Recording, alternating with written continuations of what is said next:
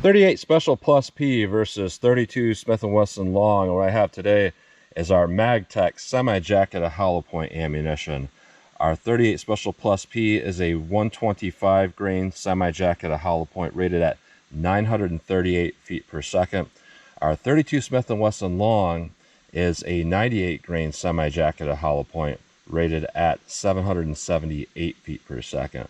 I'm going to use my 4 1/8 inch Smith & Wesson 686 to test the 38 Special+P, and my 4.2 inch Ruger SP101 to test the 32 Smith & Wesson Long. So I've been wondering about this 32 Smith & Wesson Long for a long time because I've tested it in the snub nose revolver, and it's done pretty well for energy, but you know, ballistic performance had a lot to be desired. Didn't really get much in the way of hollow point expansion. So I've been curious for a long time how well that would do. And interestingly enough, a round like this would have been pretty much top of the line when it comes to ballistics back in the 70s. And the movie Death Wish in 1974, Paul Kersey had a 4-inch barrel Colt Police positive in 32 Smith & Wesson Long.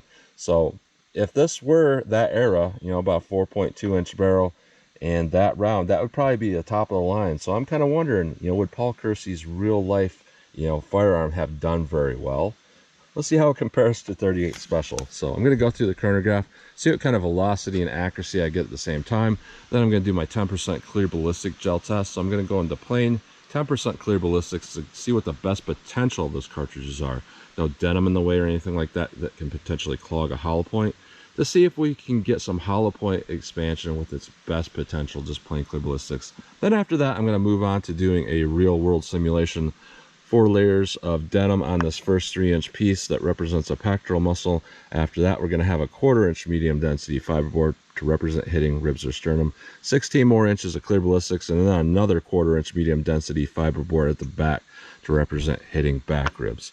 Clear ballistics is roughly a half representation of the density of flesh. So when you're talking 3 inches and 16 inches in gel, it's really more like 1.5 and 8 inches in an actual living target. So our real world simulation really simulates about a 9.5 inch thick individual with ribs in there. So we'll do a plain clear ballistics shot, then a real world simulation shot, and then I will shoot at the steel target to see what kind of practical accuracy and shootability I can get with these. So let's get started with this test. All right, first up we have our 38 Special+P. This is rated at 938 feet per second. In the past, I did test this through my 2-inch barrel Taurus 605. I was getting 870 feet per second in that. So let's see if we get more than 870 and how close we get to 938 feet per second in my 4 1/8 inch barrel here. 38 Special+P Magtech.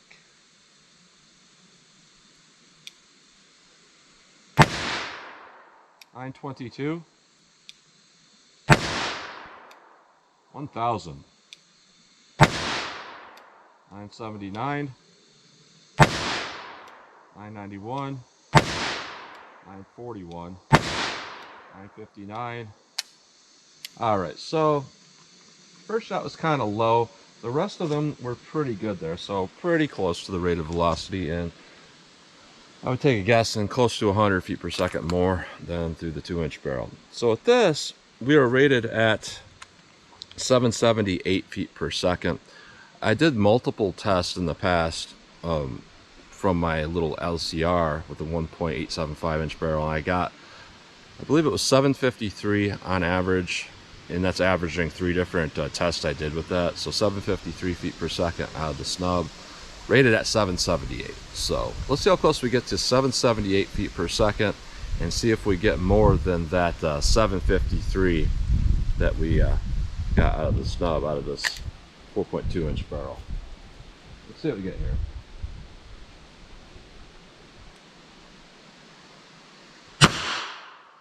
$708, $711, $732, $687, $711, $725. All right, so we actually got less out of this than what I got out of my little LCR. And a lot of people get confused by that, but really what's going on is because the 32 Smith & Wesson Long is not a particularly powerful cartridge, you'll pretty much max out your power and very little barrel length. I would guess probably 3 inches of barrel length, you'd be maxing that out. Then when you add a little more barrel, then you incorporate a little more drag on that, so it brings it back down. So that's why we're seeing roughly, 2-inch snub and a 4-inch roughly barrel getting about the same velocity. But that doesn't mean that this is not better than this. This could shoot it straighter and it could be more accurate, and also, of course, there's less recoil in this. So let's hit our ballistics gel block and see how these two compare. All right, first test, our plain clear ballistic test. No denim in the way to potentially clog a hollow point, no rib simulation to potentially slow down penetration. So this should give us our best chance to get hollow point expansion and good penetration. So let's see what we get with our 38 Special Plus P in plain gel.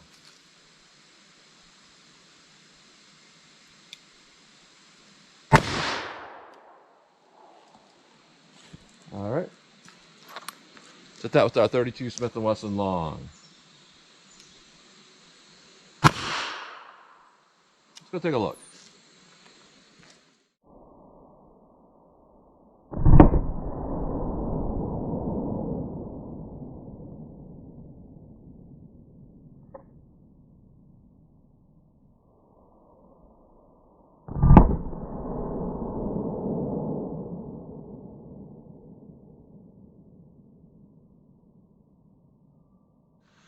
And the first thing I noticed was that, the 38 shot pretty clean.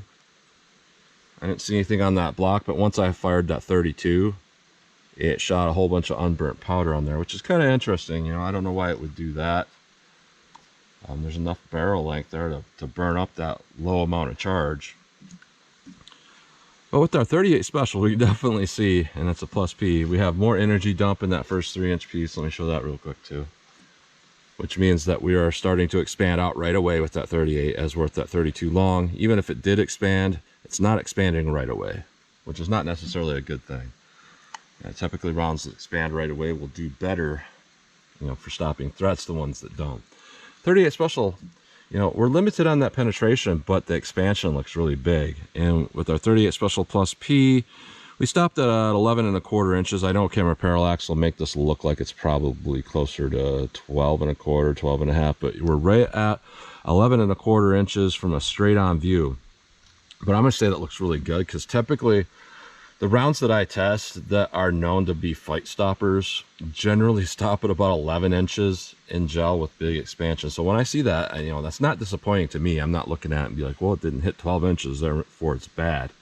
No, it looks like it did pretty good, because, half representation, the whole reason why the FBI went with that 12-inch minimum is because they're calculating and you want to get at least 12 inches. So if you go through an arm from the side and into the thoracic cavity from the side after going through an arm, 12 inches in gel equates to roughly 6 inches in an actual living target. Therefore, 6 inches is just enough.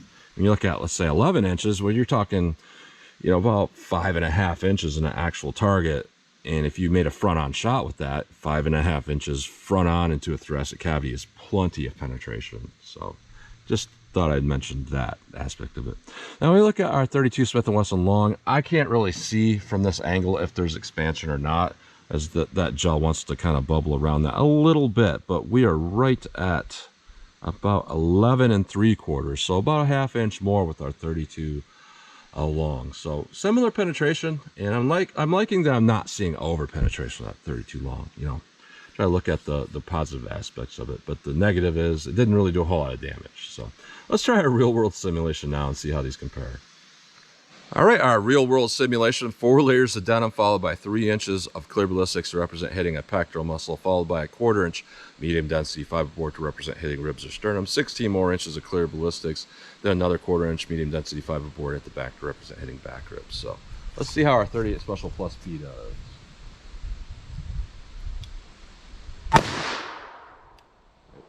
Let me set that denim back up, and then we'll hit it with the 32 Smith & Wesson long. All right, 32 Smith & Wesson long real world simulation. Let's see how this does.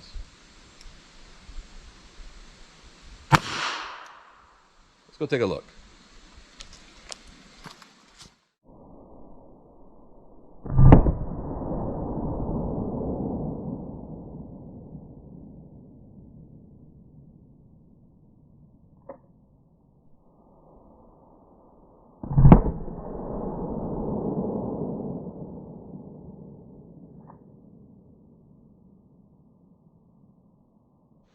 All right, so a big difference there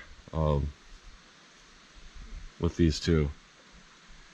And if we look at this first 3-inch piece here, there's energy dump with the 38+P. So that's telling you that's expanding out right away, even with fabric being in there. So that means it should have expanded before it hit this rib simulation. We don't see a whole lot of energy dump with that 32 long, but there actually is a little amount there. So let's pull out our rib simulation and take a look here and see how that looks. So with our 38 Special, we have a good amount of expansion going on before it hit this. And surprisingly, it looks like our 32 long also, I can see evidence of that expanding. Now with semi-jacketed, it may have actually hit this and then started to expand a little bit more. But generally, when you see a bigger hole than starting diameter, which that clearly is, it means it was actually expanding right away. So that's actually not bad overall. Now our 38 Special, we have good penetration. This is adequate penetration, and I expected to see this because when you lower that expansion threshold a little bit, you reduce that size of that diameter a little bit, and it gives you better penetration. So I would say we have a very ideal performance with that 38+P. We're at about 16¼ inches of penetration and some moderate expansion. So that's really good overall. I mean, that's what you want to see. That's pretty good. Now with our 32 Smith & Wesson long, I do see some deformation or expansion, but the penetration was severely limited. We are at only 8½ inches, and again, parallax will make that look like it's up a lot further, but yeah, 8½ inches. So that tells you, that's about 4¼ inches in a real living target. So would this be enough penetration? 4 inches, roughly from here to here. Yes, that would be enough to hit something vital in a thoracic cavity with a front-on shot, but would that be enough through a large person's arm from the side? No, it would stop in the thoracic cavity and not hit anything vital, potentially. So basically, both did okay, but our 38 Special is an overall acceptable cartridge, in my opinion. And the fact that it underpenetrated with this first shot, that's typical when you're not, when clothing is not in the way. And it's very rare you're going to have to make a shot like that where there's no fabric that's going to lower that expansion threshold. So looking at the real world simulation here, our 38 is very good. Our 32 long, well, it's okay. You'd want to see more penetration to really rely on something like this. So let's pull these out of the block, take a close-up look at them, then I'll shoot our steel, see what kind of practical accuracy and shootability I can get with these. All right, so here's a close-up look at these bullets going through plain gel. You can really tell them apart. Our 32 Smith & Wesson long and our 38 Special. So our 38 Special had really fantastic expansion. Really good mushrooming. Just a really good expansion overall. That's some really good performance. But when we look at our 32 Smith & Wesson long, not a whole lot different than that starting diameter. This flattened down a little bit because this was more curved up a little that way, but yeah, it didn't want to expand out. So not great with that. Basically turned into a wad cutter. But when we look at our real world simulation, this actually turns everything backwards in a way, because our 38 Special here and our 32 long almost looks as good as our 38 Special. So with our 38 Special, the real world simulation kind of decreased its performance, but it increased it with our 32 Smith & Wesson long. So here's our 38 Special going through our real world simulation. Still good overall, but just not that great of expansion. Now we compare that to our 32 Smith & Wesson long over here. That's a lot better than it did in plain gel. But it's kind of ironic here because the very thing that made this happen, which was hitting a rib simulation, if you did that in the real world, it's going to actually decrease its penetration quite a bit. So it's kind of one of those things where it's like, this is likely going to be good most of the time, whether you don't hit fabric or not. You don't hit any fabric, it's going to mushroom out really big. You hit fabric and rib simulation, it's going to penetrate adequately, still going to expand. With this, if you don't hit rib simulation, it's just going to stay like that. If you do, it's going to get bigger, but it's not going to penetrate a lot. So really with this, you'd basically have to make the right front-on shot or a higher up shot with this to make it work really effectively. As where if you didn't make a great shot, like a side shot, you know, that's not going to penetrate enough. But overall, our 38 Special is definitely a better option here for its terminal ballistics.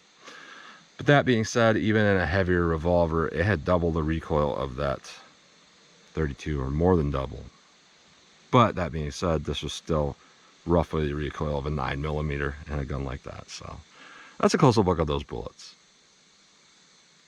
All right, 14 yards from the target. So I just want to do some practical shootability with these, just to kind of see how easy they are to land shots on target, and then do reload with these and see if there's a big difference. And I got HKS speed loaders for both. I got the 586 for my 686, which is the proper one. And then for my 32, I got the 32J, which is like 32 caliber for a Smith & Wesson J frame.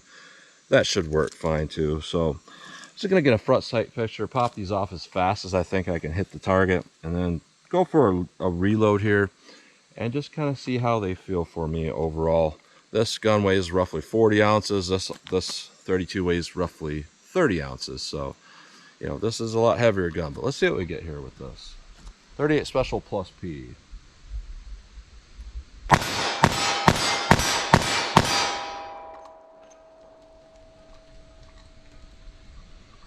A little bit of a hang up on these noses on this.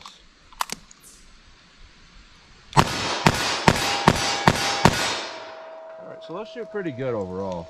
Not bad. Now I'll move on to the 32 caliber. Same test here. And get my reload right here.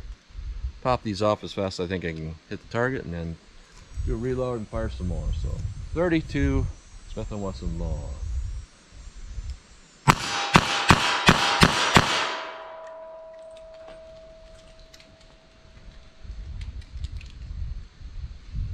A little bit of a hang up on that last round there.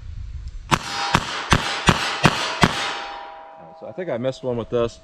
Reloading is about the same, but with this, you know, the trigger is not as good as that Smith & Wesson, so you can pretty much outrun the recoil with the trigger if you fire it off as fast as possible, and that's what I'm really trying to do there. And when you do that with this particular gun, it does kind of want to move the gun around, so that accounted for me pulling the shot. So very low recoil though. This is, I might say, less than a 22 for its recoil.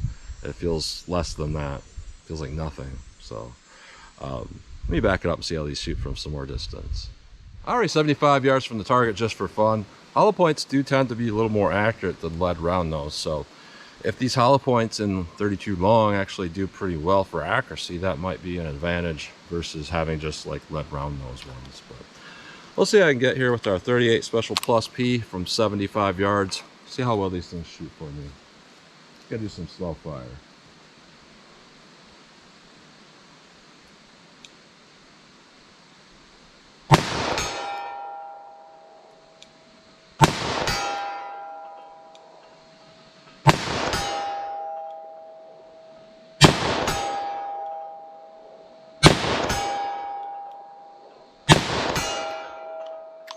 So far so good with those.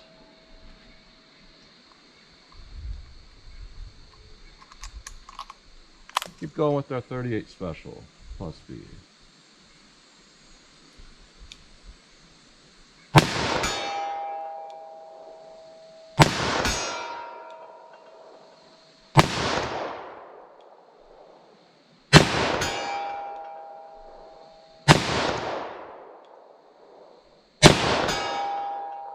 So I missed a couple. I don't know where they went. I would suspect they went maybe to the left, because, you know, the grouping is mostly to the left with that target. So 32 Smith & Wesson long.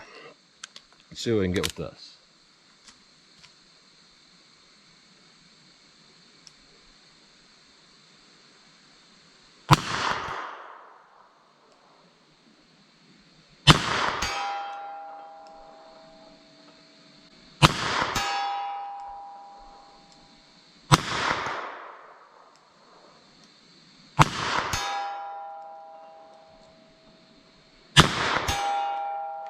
Alright, so I'm not exactly sure where they're hitting, but you know, I missed the shot, and then I aimed a little bit higher and hit, but then I missed one aiming higher, so I aimed more center, and then I kept hitting, so I don't know why that would happen, but I'll aim kind of high shoulders and keep going here.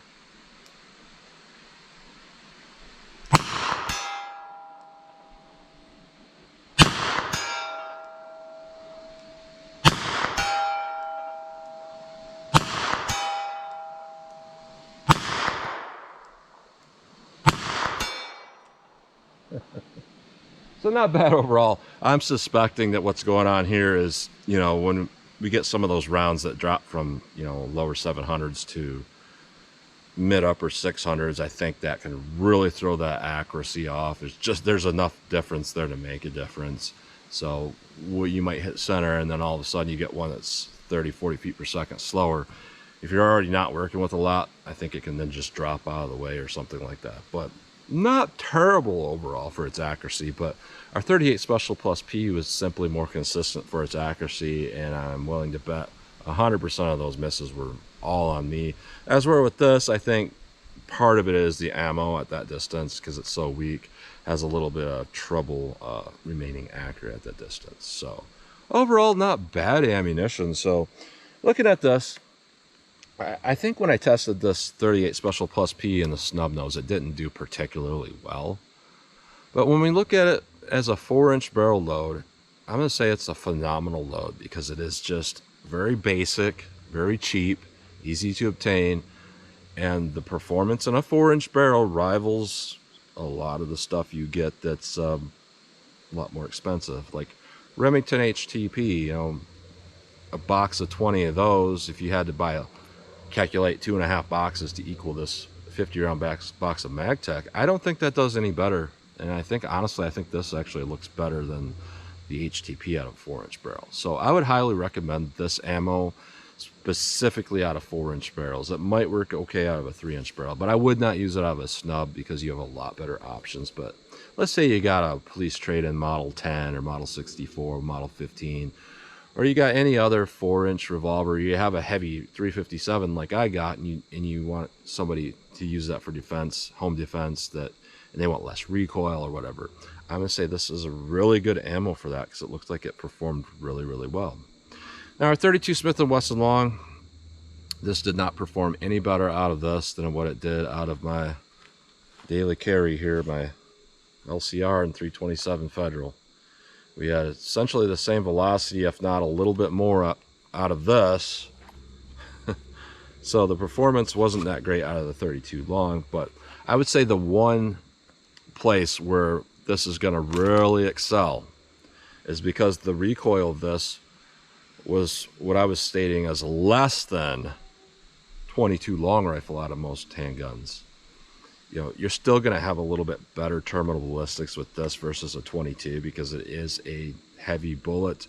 It's already, the starting diameter is bigger than what any 22 long rifle will ever expand to, or even 22 Magnum.